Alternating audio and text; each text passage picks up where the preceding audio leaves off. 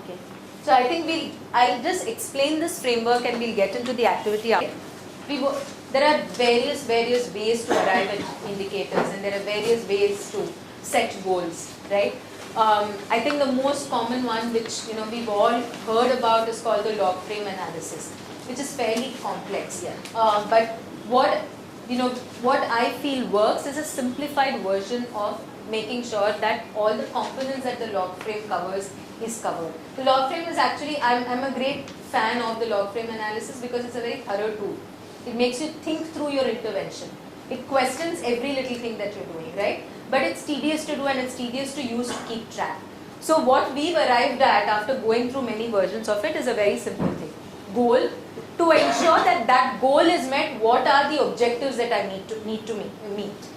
Right? For example, you wanted to say that 375 students get to your school.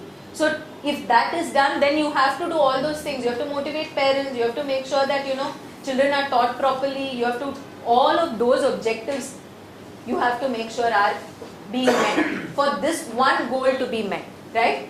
And after that, for each objective to be met, there are a set of activities that we end up doing, right? There are a set of activities. So, for example, here I have taken an adolescent learning program. So, to ensure, the goal is to ensure that all the adolescents in the program have a clear career plan by the end of it. So, what are some of the objectives I need to meet to make sure that I meet this goal? One, they are aware of career options, right? Then they are aware of themselves, their strengths, their realities. They do like their little SWOT, and then they are able to match their realities to the career option and to arrive at the career options that suit them.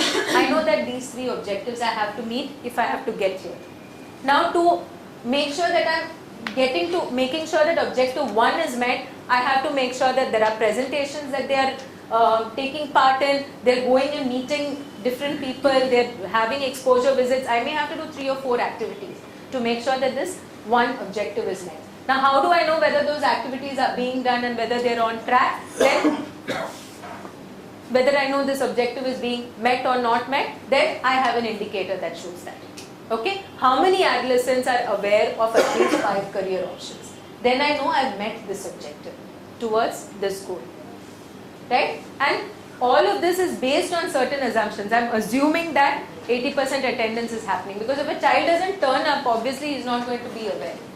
Right? There are certain assumptions that I'm making. So you're clear about the assumptions as well. I have found this actually very useful. This is a watered down version of a log frame, but it's simple enough, easily understood by everybody. There are not output, outcome, input. By the time everybody understands the language, it becomes really difficult, right? And each one looks at outcome and output and everything very differently. So we simplified it and we said, you have a goal. To meet that goal, you have to meet certain objectives. To meet those objectives, you have to do certain activities. Can we lay them out?